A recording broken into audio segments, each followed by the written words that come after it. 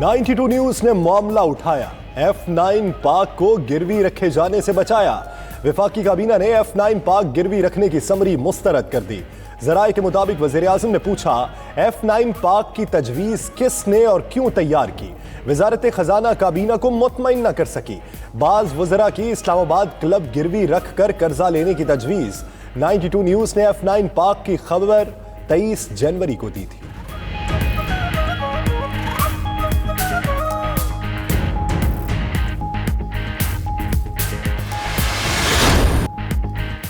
Broadsheet पर तहकीकाती committee एक रुकनी inquiry commission में तब्दील। जस्टिस रिटायर्ड अजमत सईद तहकीकात करके वज़ीर आज़म को रिपोर्ट देंगे। ज़राए के मुताबिक काबीना इजलास में इमरान खान ने ब्रॉडशीट कमीशन के लिए जस्टिस अजमत सईद को मौजूद तरीन उम्मीदवार करार दे दिया। वज़ीर आज़म और दीगर अरकान का ब्रॉडशीट मामले में अरबों रुपए जुर्माना और मुल्की वक़ार मजरूह करने पर इजहार नाराज़गी।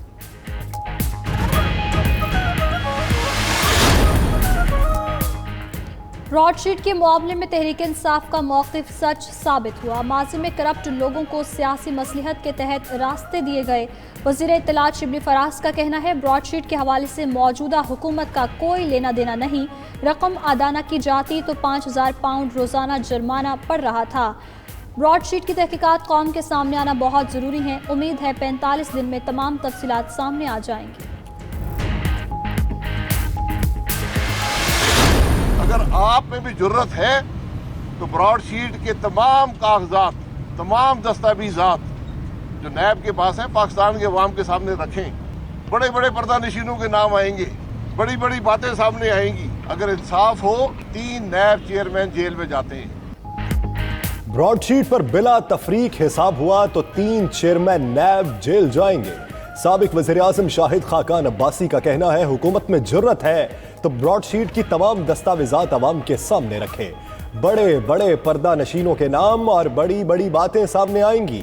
ब्रॉडशीट तो एक केस है, उसका छोटा सा हिस्सा सामने आया।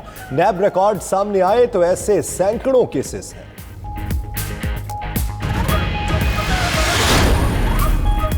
फजल रहमान और आसिफ अली जरदारी में राबता। हुकूमत मुखालिफ तहरीक तेज करने पर इत्तेफाक। PDM के सदर का कहना है, यू टर्न नहीं लिया। इस्तीफे और लॉन्ग मार्च सेनेट इलेक्शन के बाद होगा। सेनेट इलेक्शन से पहले इस्तीफे देते तो हुकूमत को फायदा होता। पिंडी की तरफ लॉन्ग मार्च का शौक नहीं, अदम एतमाद का ऑप्शन मौजूद, लेकिन अमल होता नजर नहीं आ रहा। हुकूमत या एस्टेब्लिशमेंट के साथ मुज़ाकरात नहीं कर रही।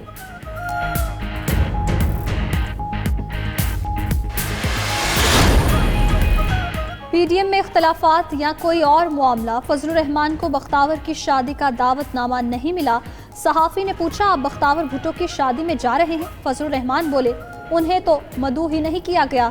शादी की तकरीब में कौन कौन जा रहा है ये भी मालूम नहीं। जनूबी अफ्रीका का 14 साल बाद पाकिस्तान का दौरा। पहले टेस्ट के पहले दिन 14 विकेट्स की सलामी। नेशनल स्टेडियम के विकेट बल्लेबाजों का कब्रिस्तान बन गई। पाकिस्तानी बॉलर्स की मेहनत पर बल्लेबाजों ने पानी फेर दिया। मेहमान टीम 220 रन पर ढेर हुई। पाकिस्तान ने भी सिर्फ 33 रन पर 4 विकेट्स गंवा दी। आबिद अली 4, इमरान बट 9, बाबर आजम 7, शाहीन शाह 0 पर आउट। कौमी असम्बली में गर्मा गर्मी। तहरीक इंसाफ और पीपल्स पार्टी आमने सामने। शाह महमूद ने कहा, उमरकोट ज़िमनी इलेक्शन में सिंध हुकूमत ने धांधली की। जमहूरियत की बात करने वालों को शर्म आनी चाहिए। परवेज अशरफ बोले, आज मखलूक खुदा तंग है, अवाम खुदकुशी कर रहे हैं। हुकूमत कहती है सब अच्छा है, बिजली क्यों महंगी हो रही है? हुकूमत गुमराह कर रही है। उधर नून लीग ने एहतिसाब तरमीमी बिल वापस ले लिया। सिर्फ ये नहीं कहा गया कि जी ये कोरोना नैब ने फैलाया है, बाकी हर किस्म का इल्ज़ाम जो है वो नैब पर आया है। हमने उसको खंदा पेशानी से बर्दाश्त किया है। इससे ज़्यादा बड़ा एहतिसाब क्या होगा? लेकिन अब मज़मूम प्रोपेगेंडे की वजह से ये हालत आ गई है कि जो मुल्ज़िमान हैं वो मलिक और चौधरी बन गए हैं और जो नैब है वो कटाड़े में खड़ा है। सियासी जोड़ तोड़ का इल्ज़ाम साबित हो जाए तो घर चला जाऊंगा। नैब के खौफ से किसी ताजिर ने मुल्क नहीं छोड़ा। चेयरमैन नैब जावेद इकबाल का इस्लामाबाद में ताजिरों से खिताब। बोले, नैब के खिलाफ यकतरफा मुहिम चलाई जा रही है। जिनके खिलाफ तहकीकात जारी हैं वो मनफी प्रोपेगेंडा कर रहे हैं, मुल्जिम चौधरी बन रहे हैं और नैब कटहरे में खड़ा है। कोई धमकी और ब्लैकमेलिंग रुकावट नहीं बन सकती।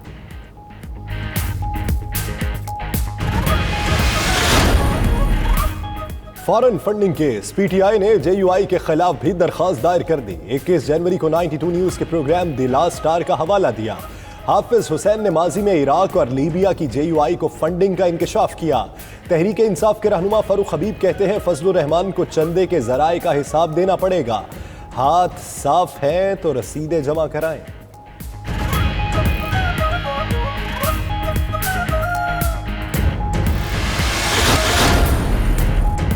वज़ीर आला पंजाब से नून लीग के नाराज रुकन निशात डहा की मुलाकात। उस्मान मुज़दार का कहना है शोर मचाने वाले अनासिर पीछे रह गए, मुंतखब नुमाइंदों के जायज़ काम हर सूरत होंगे।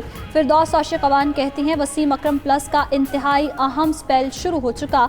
नून लीग की एक और विकेट गिरा दी। वो दिन दूर नहीं जब पूरी टीम को आउट करके पवेलियन भेजेंगे।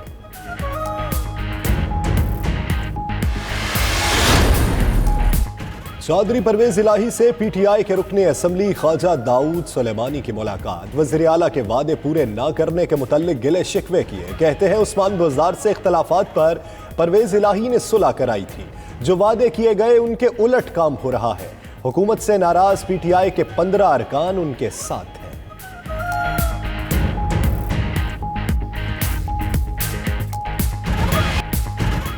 और बैतुल्लाह की छत की सफाई। मस्जिदुल हराम की इंतज़ामिया ने खाना काबा की छत की सफाई का अमल 40 मिनट में मुकम्मल कर लिया।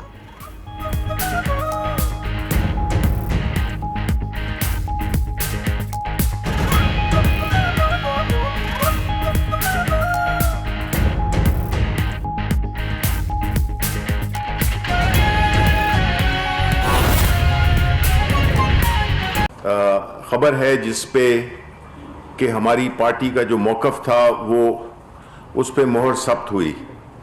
वो कैसे? वो ऐसे कि हम हमेशा कहते आए हैं कि इस मुल्क में जो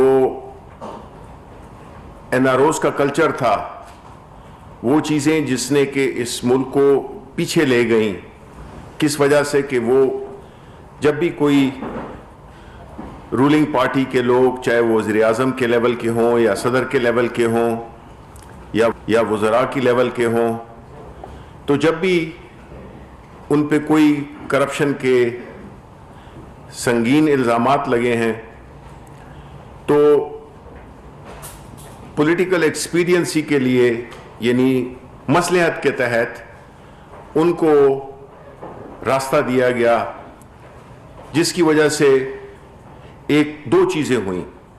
एक कि जो लोग थे जिन्होंने कि करप्शन की, उन्होंने अपनी सियासत को इस्तेमाल करते हुए सौदाबाजी की, और जो उस वक्त की जो मजबूर लोग थे जो इस पे मजबूर हुए कि वो उनको वो सहूलत दें जो कि कानून में जिसकी कोई गुंजाइश नहीं है, एक तो वो फ्री निकल गए।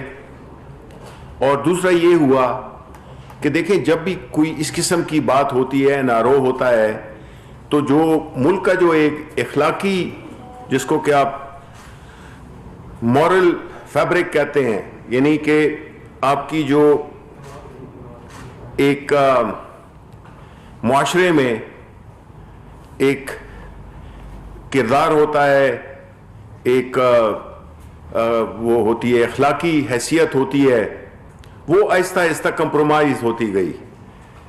यानी कि वो जो जब ऊपर के लेवल के लोग करप्शन करें और वो कानून से बालातर हो जाएं, उनको छुट्टी मिल जाए किसी भी वजह से, इस वजह से कि वो सियासत में हैं या किसी भी ओहदे पे हैं, तो उसकी वजह से फिर उसका जो वो ट्रिकल डाउन इफेक्ट है वो नीचे की तरफ भी माशरे में आता है। और नतीजतन आज हम एक ऐसे कल्चर में रह रहे हैं जिसमें कि कोई करप्शन को कोई बहुत बड़ी बात समझते ही नहीं है।